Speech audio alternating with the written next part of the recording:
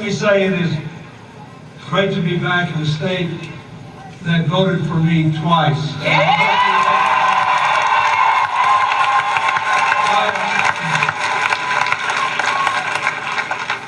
Thank you, Senator Matthews, for your stirring endorsement. I was sitting there thinking, I wish she'd just keep talking. She's making all the points I want. Thank you for your service to your constituents, and I hope you take her advice. Thank you, Sparks City Councilman John Mayer, for being here and endorsing the bill. I want to thank Lori Reed, Hillary statewide chair, for being here. And,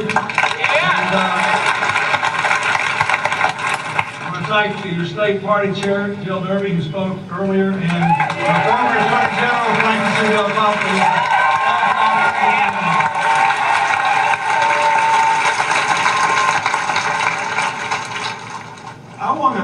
I know this is a rally, you know, but I'm a little out of practice. I know this sort of other stuff. Now, I want to try to give you just a couple of serious minutes. When I got out of the White House and I started this foundation, I knew that there would always be things to do in the world where I could help my country and help people around the world and do things I cared about when I was president. And there's such a disconnect now between the work I do and the people I deal with and what they think about our country around the world. And it very often breaks my heart. But when I go to Africa or Asia and I work on AIDS, and now have operations in 25 countries, we sell medicine in 69 countries to 3/4 million people.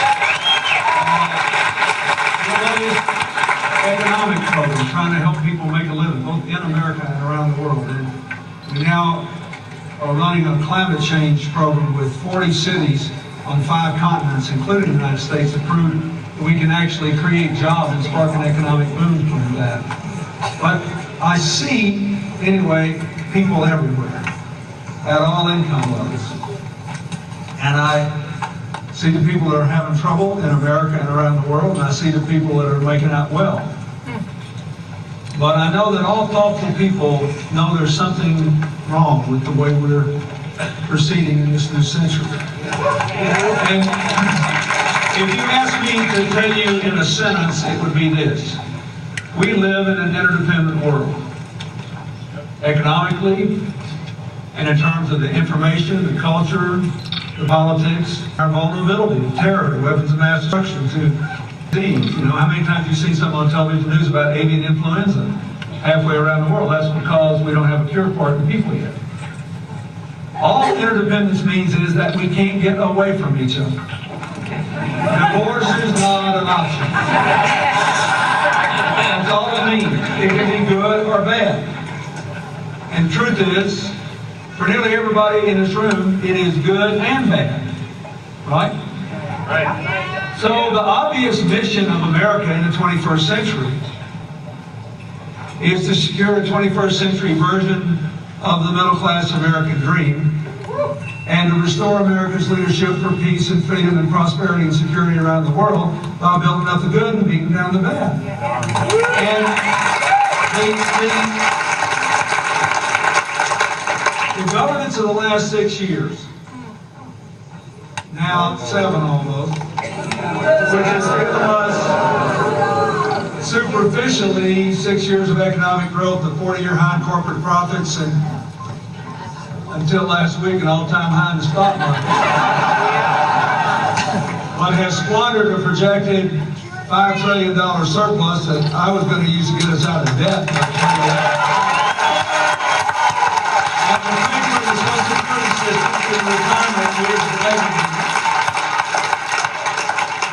Has been turned into relentless tax cuts for upper income people like me who don't need it.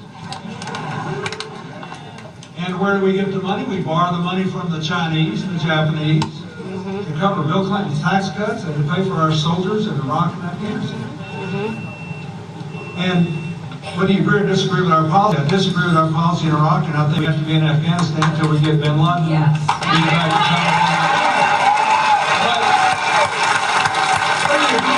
This country to me, and I have 3 college roommates who were Vietnam-era veterans, 2 Marines, 1 Army. They have 4 sons. Those 4 boys I feel like I helped raise.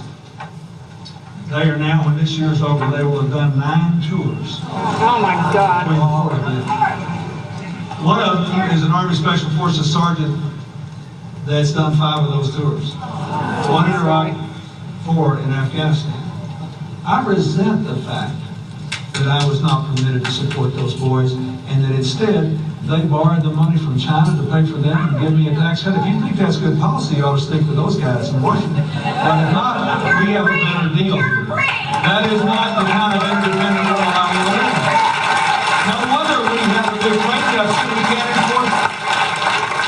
When's the last time you walked into the local bank and hauled off and slugged your banker? I want to.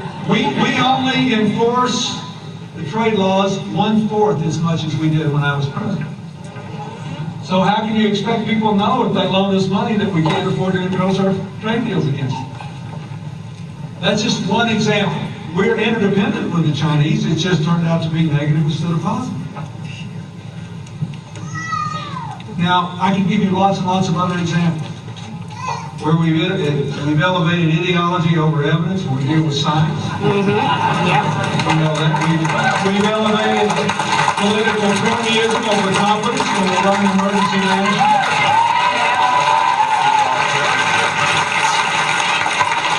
And we've seen election after election where these guys do just what they tried to do with me and couldn't get away with, telling people you can't trust them, they never met a tax they didn't like, they won't stand up for the country, and all that old claptrap. Now, I have to say that because I'm campaigning for my wife, and I'm saying that. Now, consider what works. I just came from the 10th anniversary of the Lake Tahoe Port.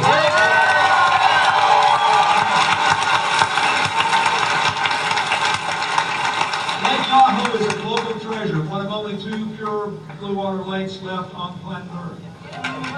Yes, it's good for the developers and the real estate people, but unless the environmentalists and conservationists have their say, everybody will lose. 10 years ago, they all figured it out. And they all sat down together.